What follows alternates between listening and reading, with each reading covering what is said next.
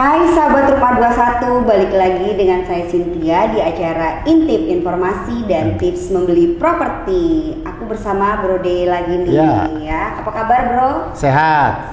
Salam properti. Bro, kan apa sesi sebelumnya kita udah bahas nih tentang ada yang KPR instan, KPR reguler, terus ada lagi KPR pre-approve. Nah, boleh nggak sih Bro jelasin ke kita dan sahabat Rumah 21 lainnya tentang perbedaan itu apa aja? Ya, dulu sebenarnya perbankan itu kan KPR ini kan di Indonesia booming itu kan setelah krisis 98 ya. Diawali dengan 2003, 2004 gitu. Banyak bank masuk di pembiayaan retail financing ya istilahnya itu. Nah di retail financing itu salah satunya sebenarnya dulu orang mengenal hanya KPR reguler. KPR reguler tadi sebelumnya itu kita terangkan sebagai scoring model, pakai scoring system. Jadi basisnya orang itu mengisi profilnya dengan ngisi form tanpa persyaratan dulu.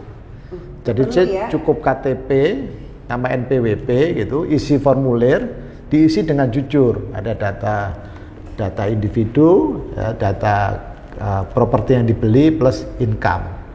Nah, berbasis data tadi, bank punya scoring system, kemudian diinput di scoring system, muncullah namanya kreditnya di approve atau ditolak. Hanya hitungan menit aja, 10 menit ketemu di counternya bank, aplikasi diisi, dimasukin petugas bank, oke, kredit disetujui, oke. Baru si customer tadi melengkapi dokumen. Kalau dulu kan orang kan melengkapi dokumen, terus disurvei, itu pikir lama. Ya kalau udah ngapain lengkapin dokumen, ujung-ujungnya di reject. Iya benar. Nah begitu dokumennya dilengkap, diserahin ini sama bank dilakukan proses verifikasi. Makanya kalau apply KPR isi formulirnya harus jujur, nggak boleh tipu-tipu. Jadi itu persyaratannya. Ya? Nanti kalau bank kan akan divalidasi kan. Kalau hasil validasinya di depan scoring sistemnya approve, terus isian datanya itu divalidasi dengan data dan dikonfirm misalkan by telepon, ya tidak perlu disurvei dan sebagainya, itu match, ya ujungnya tetap akan di approve. Nah, approval di depan itu biasanya diistilahkan approval in principle. Apalagi itu Bro? Persetujuan prinsip di depan, ya kan sebelum divalidasi, ya after divalidasi ya final approval. Makanya orang selalu dulu bilang KPR itu prosesnya bisa cepat, gitu. Gitu ya, jadi itu termasuk persyaratannya ya Bro? Ya. Jadi kalau dengan adanya DP 0% itu gimana Bro? Buat properti ke depannya, kayaknya akan lebih ramai lah ya properti sekarang. Ya, enggak, sebenarnya kan kalau menyetujui kredit konsumtif ya, terutama kredit konsumtif itu basisnya ada dua kan. Asset based lending itu KPR, sama non asset itu KTA ya, kredit tanpa agunan ataupun yang kartu kredit gitu loh. Nah di dalam perkembangannya tadi sebenarnya aku mau jelasin, itu yang kita jelasin tadi kan reguler. Iya. Nah reguler kemudian banyak developer menjual properti, masuk ke bank mulai punya portofolio dalam perkembangan 5 sampai 10 tahun gitu, bank itu sudah bisa membaca profil customernya secara real, ya kan? Oh kalau nasabahnya atau customernya dari developer A, kalau harga sekian, kalau umur sekian, itu sudah punya profilnya bank, sehingga bank berani tidak scoringnya itu tidak lagi di depan yang kayak di model, karena kalau di scoring di depan pun kalau dari developer A itu udah pasti di approve, akhirnya itu dihilangin, dia nggak perlu lagi model isi aplikasi baru setelah disetujui persyaratan di belakang, nggak, langsung orang isi persyaratan lengkap sepanjang informasi Bank Indonesia, informasi kreditnya itu tidak ada tunggakan dan dia beli di satu developer yang memang sudah lama main di properti, dia akan di approve, namanya KPR instant approval, secara instan. Basis approvalnya basisnya adalah database atau portofolio profile dari nasabah-nasabah yang beli di developer tadi. Itu yang namanya instant approval, ya kan? Ya. Ada lagi yang namanya pre-approve perkembangannya. Nah, pre-approve itu beda lagi. Ya, kalau instant approval tadi basisnya adalah sebenarnya new to bank. Jadi karena customer sources daripada KPR itu kan ada dua sebenarnya. New to bank. New to bank itu nasabah baru. Jadi pada saat dia apply KPR itu sebenarnya bukan nasabah bank tersebut. Nah itu biasanya ditembak dengan instant approval. Tapi bank juga punya nasabah kan. Database itu kan ada sebenarnya database customer itu ada di bank kan. Nah bank kalau sudah punya customernya, ya dia bisa kasih pre-approve. Kenapa? Karena udah ada data sebelumnya. Ya dia udah tahu. Udah paham. Income-nya customer itu berapa kan udah ada di bank. Jadi dia bisa kasih limit kredit. Ya. Ada beberapa bank yang melakukan pre-approve hanya untuk KPR. Ada beberapa bank nanti ke depan orang akan dikasih persetujuan kredit tuh bak gitu loh. Bak itu misalkan saya dikasih 1 miliar gitu. Ya udah, kasih 1 miliar bisa digunakan untuk apa aja. Jadi kalau sudah dapat omnibus land, ada omnibus law ya. Ini ada omnibus land. Iya. 1 miliar saya beli mobil 200 juta, ya kan? Udah dipakai 200 masih 800. Kemudian saya beli lagi rumah 500. Jadi nggak perlu proses lagi. Ke depan itu banking itu mestinya begitu. Harus lebih cepat ya. Jadi rumor bahwa proses kredit lama, proses kredit rumit itu ya itu mungkin nanti masa lalu. Walaupun sekarang masih ada.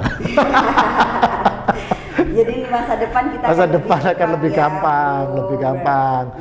Sertifikat aja sekarang kan elektrik semua kan, digital semua kan. Kayak orang lalu lintas pun juga sekarang tilangnya digital juga. Digital gitu juga. Ya. Ke depan kita akan memanfaatkan update juga ya. Iya. Kan anak milenial. Gitu kira-kira. Jadi untuk ke depan orang-orang akan lebih mudah dalam membeli properti ya bro. Akan banyak. Nah tadi yang terkait LTV dan DP, menurut saya itu akan benar-benar kedorong. Walaupun aku paham. Tapi itu bukan rumor ya bro nanti. Enggak, cuman mortgage banker tuh masih trauma karena dia selalu masih pakai kitab suci bahwa namanya ngasih kredit itu harus ada kolateral, harus ada down payment, harus sebenarnya enggak. Ngasih kredit kita kasih namanya omnibus land ya. Dikasih limit total. Itu kan dia nggak ngelihat kolateral, nggak lihat ini kan. Udah dikasih limit kan. Ya tinggal mau pakai, ya mau pakai 100% ya. Mau beli rumah pakai semuanya juga nggak apa-apa. Nggak ada masalah. Ya, dia kalau kasih KTA kan juga bisa. Kredit tanpa agunan kan nggak ada kolateral juga. Nah, cuman kan biasanya di bank yang memegang kredit tanpa agunan sama yang memegang mortgage beda divisi. Padahal banknya sama. Nah, dia pakai kitab suci seolah-olah satu bank kitab sucinya berbeda hanya gara-gara divisinya berbeda. Tapi kalau itu bisa jadi satu, basisnya saya selalu katakan bahwa ngasih kredit itu cuma satu kok di undang-undang perbankan itu. Keyakinan bank akan kesanggupan debitur atau calon debitur untuk melunasi kredit yang diajukan sesuai dengan diperjanjikan. Cukup itu nggak perlu down payment ya bro? Ya perlu, maksudnya keyakinan itu bisa yang selalu istilahnya kalau belajar kredit itu ada 5C. CC udah payrollnya di bank itu, perusahaannya kita kenal misalkan BUMN besar atau perusahaan TBK, kemampuan bayarnya orangnya jelas, ya ngapain? Iya kan? Langsung kasih aja kan? Nggak perlu lain persulit gitu. Ke depan tuh kita harus lebih dipermudah loh dengan adanya DP 0% terus dan terbaru lagi pembebasan PPN. Aduh kayaknya kita sekarang mau beli rumah gampang loh. Terus dipermudah juga dari pemerintah, dari bank juga. Nah sekarang yang lagi tren sebulan 2 bulan ke depan itu ready stock. Jadi developer tuh punya ready stock. Ya kemarin kan lesu nih properti sama KPR. Ready stock ini bisa didiskon sampai 30-35%. Jadi kalau dia diskon rumahnya udah lama, perlu direnovasi lagi gitu loh. Kalau dia diskon 35% plus PPN 10% itu dapat diskonnya 45%. Bakalan booming. Aku yakin penjualan propertinya akan naik tajam. Kalau banknya nggak bisa antisipasi ya dia ditinggal, orang bisa beli cash atau cash tahap gitu. Iya betul. Iya kan? Itu. Keren sih ke depannya makin banyak. Untuk membeli properti. Pokoknya kita akan lebih mudah. Nah, buat teman-teman jangan lupa kalau buat yang ingin itu untuk kredit properti kalian bisa hubungi di bawah ini ya. Nah, jangan takut beli properti, sekarang tuh gampang pokoknya, ya kan bro? Ya, kalau mau ada topik yang pengen dibahas, silakan ketik komen. Iya, jangan lupa komen, jangan pelit komen, jangan klik, tinggal klik loh, nggak ada susah-susahnya. Jadi makasih ya bro, udah mau berbagi tips ke kita buat sahabat Room A21 juga.